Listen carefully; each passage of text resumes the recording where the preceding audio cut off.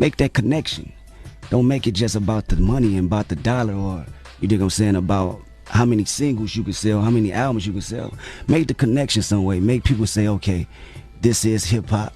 This is our culture. We're going to stand by it. We're going to believe it, rather than jumping on the next artist when they feel like you don't have the hottest song on the radio no more. You ain't in the club no more. We've been told to call the consumers dumb, but they're not.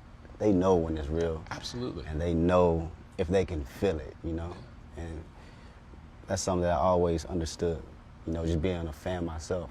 You know, when I looked at, still to this day, when I look at my certain aspirations as far as artists, when I look at Eminem, when I look at Jay, I felt, you know, the stories they were telling, you know, whether it was fictional or not. These ideas that they was putting down made me believe, you know, and everything that they were saying, because it just came from a space of whether a realistic point or just their imagination being so strong, you know, and so heavy, you know, that you just get bombarded into their ideas.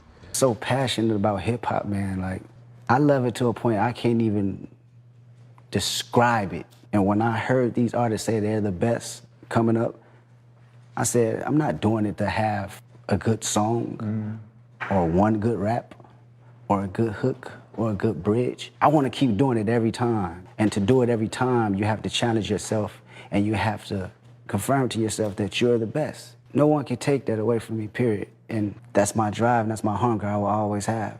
And at this point right now, the years and the time and the effort and the knowledge and the history, you know, I've done on the culture, I want to hold myself high on that same pedestal 10, 15 years from now.